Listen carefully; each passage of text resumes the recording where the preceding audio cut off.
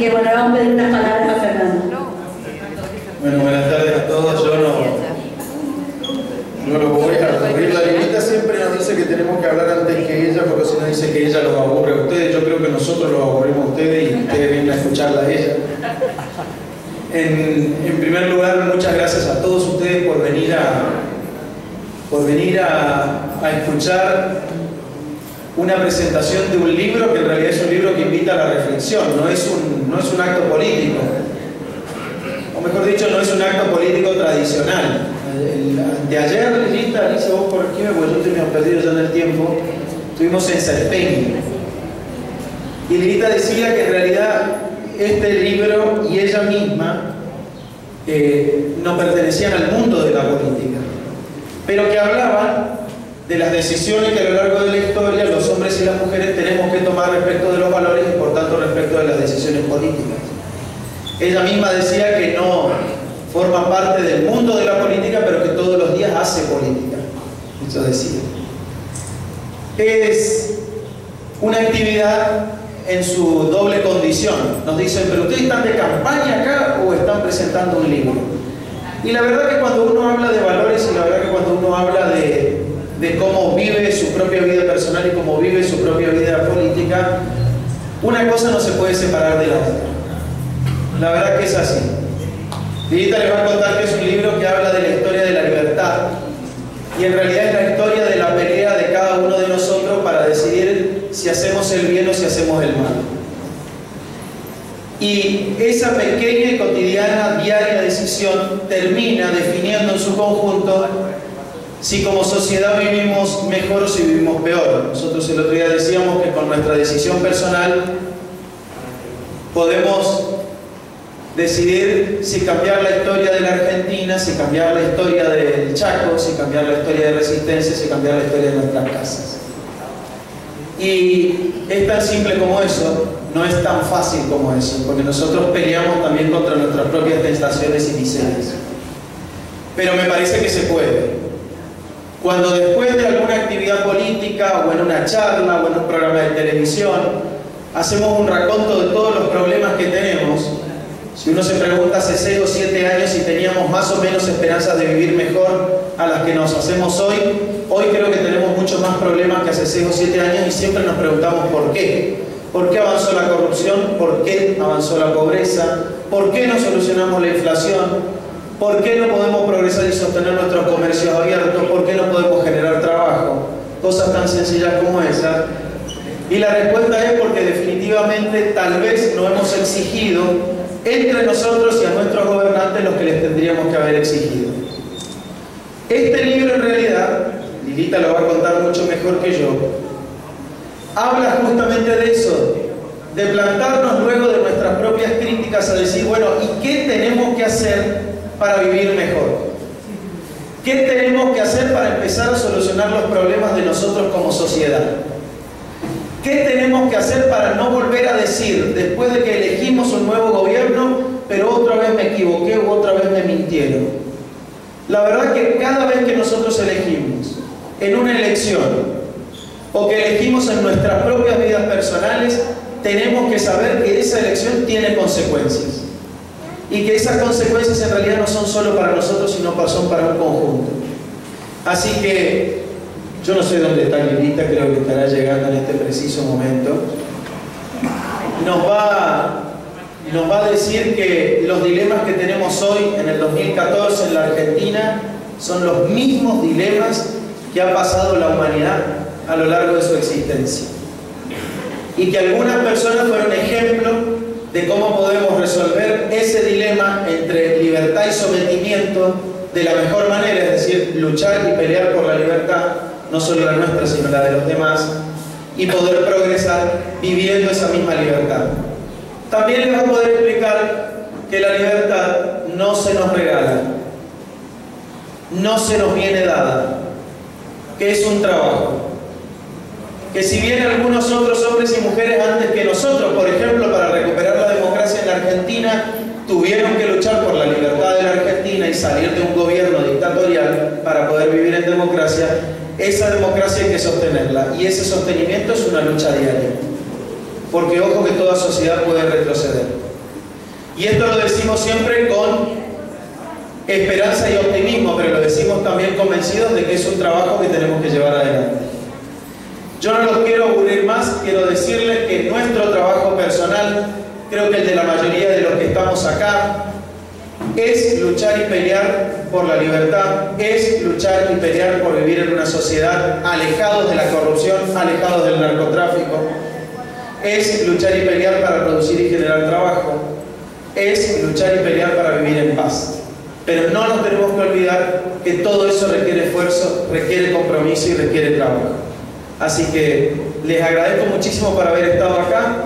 Cada vez que vengo al Chaco me siento más chaqueño que antes que me haya ido, y por eso siempre me dan ganas de volver, y por eso siempre me dan ganas de pelear por los problemas que veo allá y por los problemas que veo acá.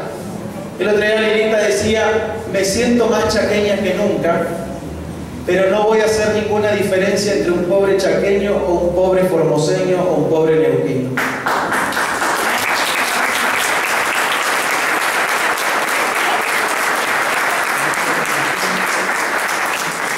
Así como tampoco vamos a hacer diferencia en luchar por el progreso de los chaqueños, de los formoseños, de los neuquinos, de los de la provincia de Buenos Aires y de los de la capital federal. Y como la Lilita está llegando en este preciso momento, si dicen todo lo contrario a lo que yo dije, no se lo cuenten. Gracias.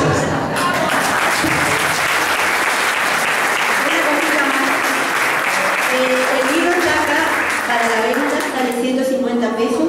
Y después de la presentación y charla que dé la doctora Carrió, ella va a firmarlo y va a sacarse fotos con quienes lo deseen. Así que les informo eso, un aviso parroquial nada más.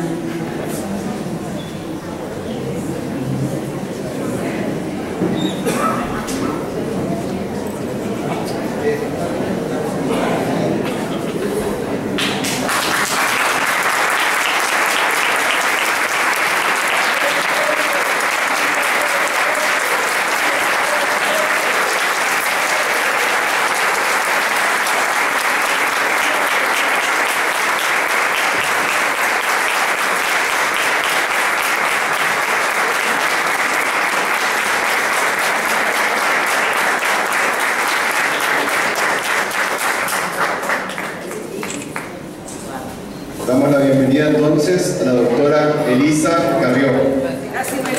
Va a acompañarla en el panel la ingeniera intendente Aida Beatriz Ayala, el diputado nacional por la capital federal Fernando Sánchez y la doctora Alicia Terada. Agradecemos especialmente también la presencia de todos los secretarios y subsecretarios de la Municipalidad de Resistencia que hoy nos acompañan y a todos los presentes. Quiero invitar a la intendente ingeniera Aida Beatriz Ayala a que le dé unas palabras de bienvenida. Bueno, muy buenas tardes. La verdad que la bienvenida a Lilita, el agradecimiento a todos ustedes y agradecida además por haber elegido este lugar que es nuestro, el Ateneo Juana Zurduy, y además por la generosidad de Lilita de compartir, de darse a través de estos libros que ella presenta, y en este caso un tema tan importante que tiene que ver con el humanismo y con la libertad. Así que muchas gracias, Lilita, para nosotros es realmente un honor. Te vamos a entregar una declaración en nombre del pueblo y gobierno de Resistencia de beneplácito con la presentación de este libro. Gracias.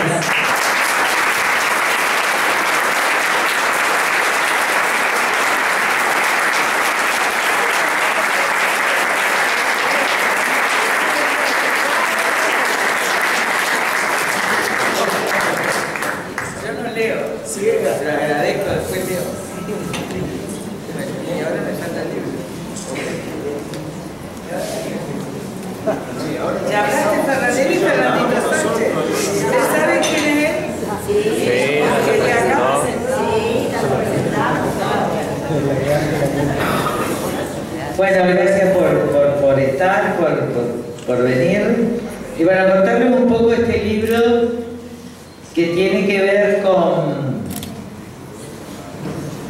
lo que yo soy. Como todo el mundo, la verdad que muchísimos que están acá saben mi formación. Yo tengo una formación filosófica y empecé como siempre, por los griegos, por los romanos, por la modernidad, por la posmodernidad, por la política, por la ciencia política, y después en el año 98 me convertí. Entonces empecé a leer Abraham, Moisés, Isaías, el cristianismo, el budismo, es decir, toda la etapa mía de lo que se llama la filosofía mística es posterior al año 98, y toda la anterior es de los 12 o 14, y todas de alguna manera dicen lo mismo. No hay una enorme diferencia en las religiones, no hay una enorme diferencia en los grandes clásicos de la humanidad. Y cuando me tocó sacar el 1,8, que por un lado fue muy duro y por el otro lado fue una liberación total y absoluta, donde yo ya no dependía, ya no estaba dependiendo ni del partido, ni tenía que conducir el partido, ni tenía que ser responsable de tantas cosas, me dio la libertad de volver a dar clases de filosofía, y ahora el instituto la verdad que vuelve a ser un éxito impresionante, un lugar de encuentro donde van los mejores artistas, los mejores intelectuales. Y yo empecé a dar clase en un local chiquitito, en la sociedad científica, y el primer... Esto cuando yo no me acuerdo en qué año viví. ¿Estamos en el 2011? No.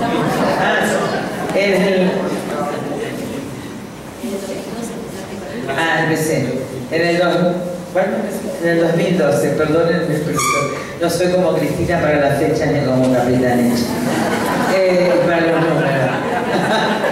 Y entonces, yo quería saber qué era la libertad, porque yo sentía y siento hace demasiados años que nosotros como pueblo somos esclavos. Y mi obsesión ha sido siempre la libertad de las personas.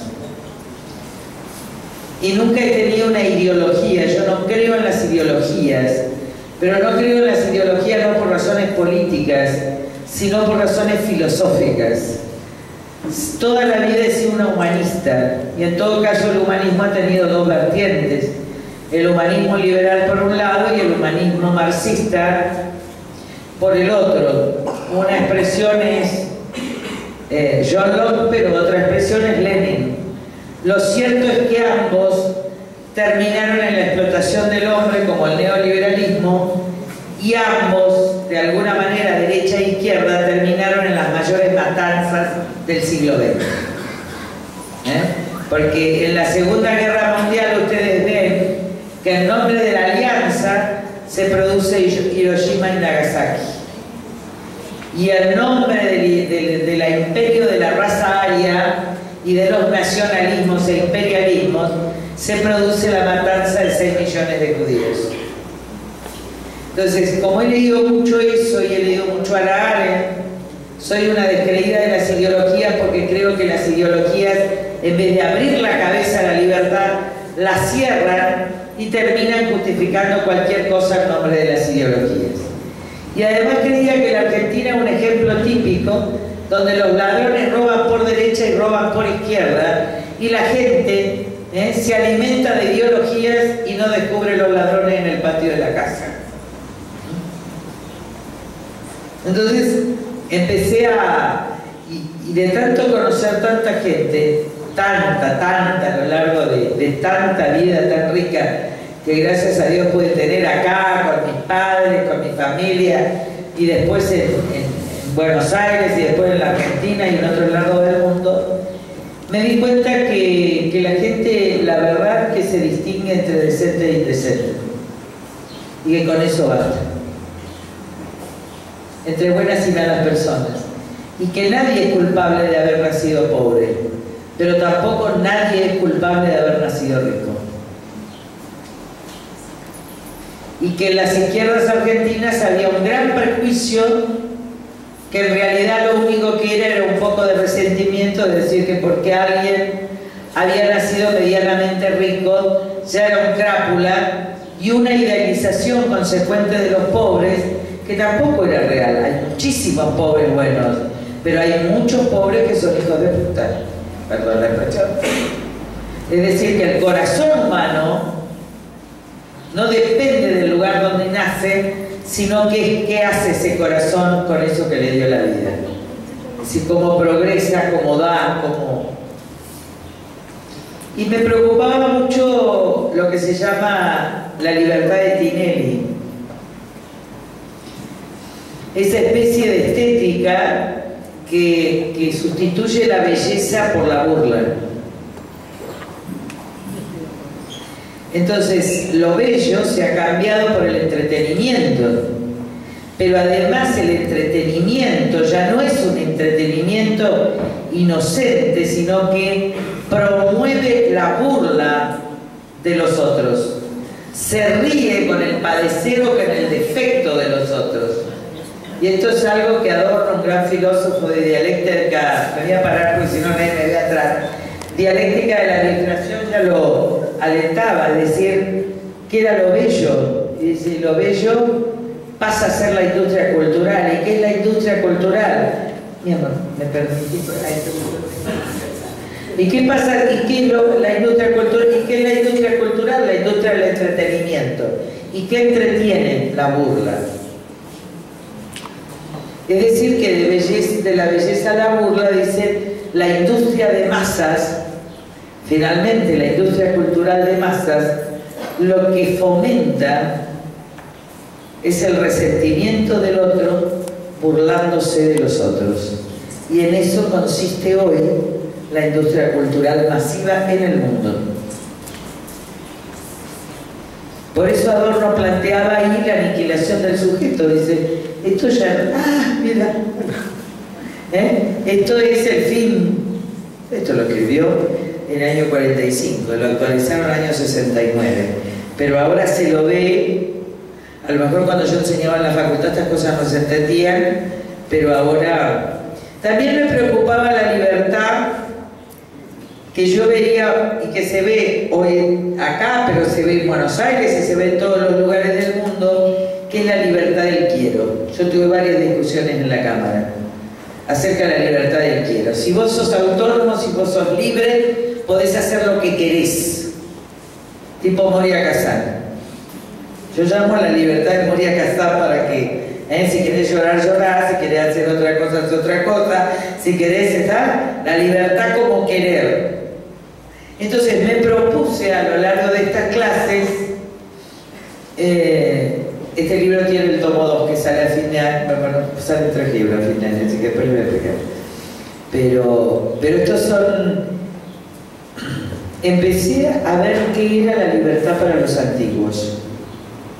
No lo que era solo para mí o lo que yo pensaba, sino que era para los hombres que tenían sabiduría, es decir, que no eran modernos. Viste que la modernidad tiene ciencia, la antigüedad tiene sabiduría como conocimiento.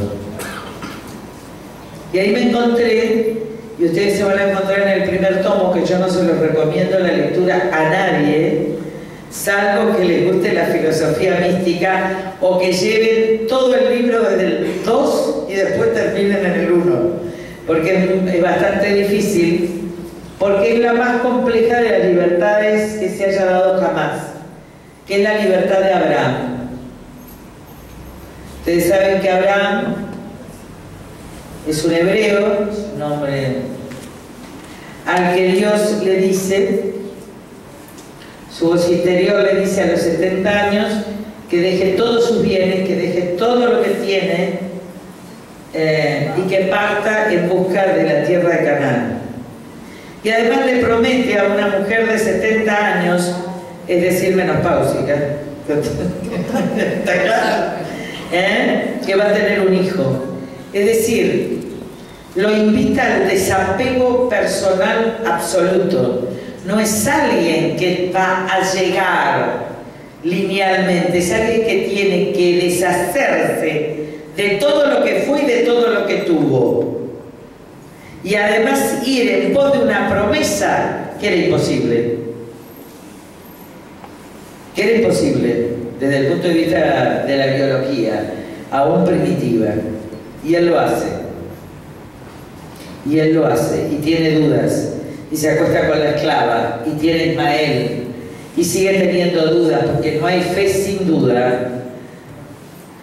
Y cuando finalmente llega a la tierra de Canaán, y cuando finalmente tiene el hijo, y el hijo crece, y ella tiene la promesa, le dice, anda y mata a tu hijo.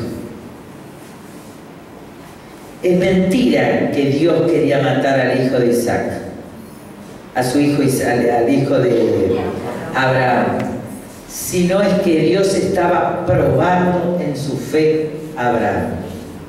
La mayor prueba, imagínense que no era cualquier hijo, porque en ese momento también los hijos se entregaban al sacrificio de los dioses, sino el hijo de la promesa. Esto nos parece impensable, el hijo que le había prometido, por el que había dejado todo, y sin embargo él está dispuesto a cumplir.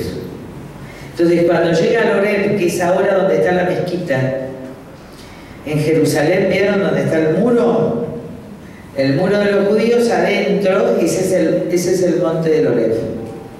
Ahí se puso el Santo Santorum, el Espíritu de Dios después del Arca de la Alianza, y eso después los islamitas, los islámicos tomaron esa parte y ahí se hizo la, ¿cómo se llama?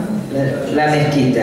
Por eso el lío entre judíos y árabes empieza, porque en realidad lo que queda para los judíos es el muro, pero donde están los árabes era lo que se llama el Santo Santorum, donde estaba el Espíritu de Dios, que es el monte del Oreb.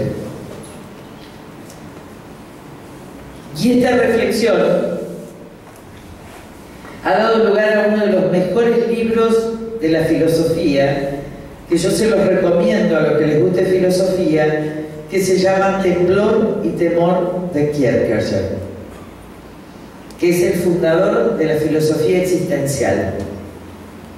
Es el fundador de la filosofía de Husserl, es el fundador de la filosofía de Verdaguer, es el fundador de la filosofía de Camus, es el fundador de la filosofía del agnóstico casado con Simone de Beauvoir, de Sartre. Es decir, hay existencialismos judíos cristianos y existencialismos agnósticos ateos, pero da lugar, y este hombre, Kierkegaard, que es hijo de un pastor, o es pastor, habla de lo que significa esa fe. Habla de lo que significa bailar en puntas de pie, bailar sobre el piso sin hacer nunca pie. ¿Vieron cuando dice el Hijo del Hombre no tiene dónde ponerse a apoyar? Bueno, él traduce la fe en eso. Pero ¿qué esto tiene que ver con la libertad? Si ustedes ven, y ahí está la paradoja y el primer nombre del primer capítulo. Hay que ser inmensamente libre para obedecer a Dios. Esta es la idea de libertad como desapego personal. Hay que despojarse de sí mismo, de todo sí mismo, para poder obedecer. Y este es el acto de mayor libertad del ser humano. Por eso los más libres fueron Abraham, los más libres fueron Buda, los más libres fueron Cristos, los más libres fueron Mandela, los más libres fueron Gandhi, los más libres, en el mejor sentido de la palabra, fueron los que pudieron desprenderse, desapegarse y renunciar. Se dan cuenta que de Moria a Kazán, Abraham, está la distancia entre lo que es lo que significa la libertad como paradoja. ¿Por qué es una paradoja? Porque es una aparente contradicción enorme, terrible. Nadie está diciendo que vaya a matar al hijo, eso terminó ahí, pero lo que digo es que fue el tipo más probado de la historia. Por eso es el padre de la fe, por eso es el padre de la fe y de las religiones monoteístas, cualquiera sea, porque fue probado hasta el final y él caminaba en la certeza que iba a obedecer y en la esperanza que Dios le iba a apartar el martirio. Y la esperanza pudo más, porque Dios lo probó en esa obediencia. Terrible, porque es más allá de la ley. El Nacho no tiene problema porque no lo voy a matar.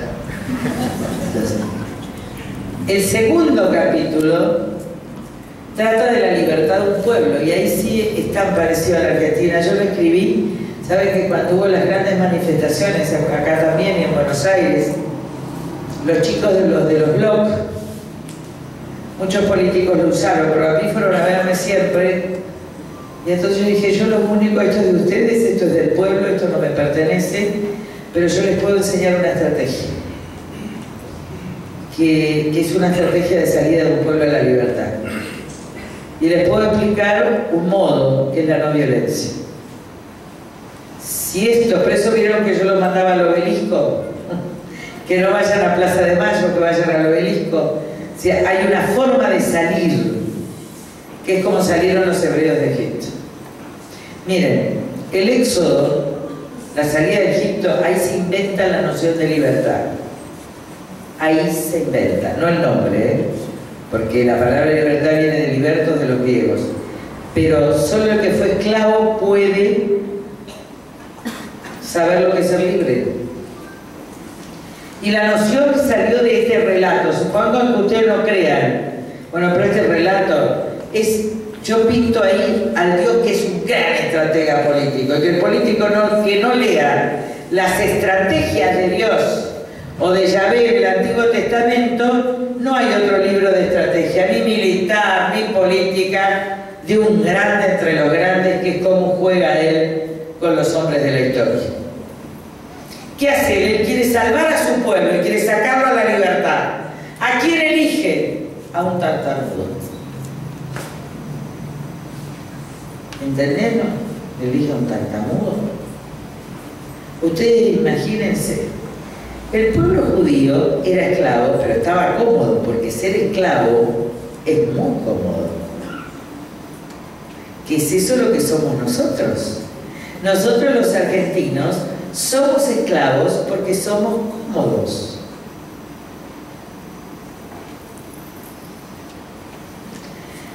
Mirá que si te dicen, yo te voy a hacer libre, pero tenés que dejar tu casa, tenés que irte, tenés que ir a buscar otra tierra. Ahí es el pueblo, ¿está? Ahora, ¿quién lo podía conducir? ¿Alguien que los podía convencer? ¿Cómo se puede convencer? Con la palabra. ¿Qué eligió Dios? Un tartamudo. Y el tartamudo le dice, bueno, querido, no sé, yo hago todo tipo show, escuchar una cosa, le digo, yo no puedo porque yo soy tartamudo, porque me elegiste a mí, para que nunca te creas Dios. Para que siempre sepas que el poder es mío, no tuyo. Para que nunca te creas Dios. ¿Vieron esto de que dicen mesianismo, etcétera? Es para que nunca te creas. Vos sos tan tartamudo, sos débil, que ahí yo voy a poner mi fuerza. Bueno, pero igual no solucionamos el problema de cómo le hablamos al pueblo. Bueno, te voy a poner ahora a Aarón, tu hermano, que sabe hablar, que seguramente era rabino, ¿me entienden? Y entonces dice, ¿por qué no hacemos algo más práctico? ¿Por qué no lo pones a él? ¿Para qué tenemos que tener un tartamudo que además le tiene que comunicar a uno que sabe? Porque el otro seguro se creería Dios. Es decir, porque Dios no tenía una forma de evitar que Aarón se convierta y haga lo que él quiere y no lo que quería el otro. Y ahí está, yo creo que acá está el corazón, lo más importante de todo, que es esto. El pueblo sale, es Pesaj, el cordero sale. Fíjense, ustedes acuérdense cómo salimos de nuestras casas. ¿Cómo salía? A veces me saqué una foto en mi casa, me acuerdo cómo se... Entonces, porque dicen que me enriquecí, yo no tengo casa. Entonces me fui y le mostré la casa donde vivía acá, la Lestani. Porque parece que era sido un rancho.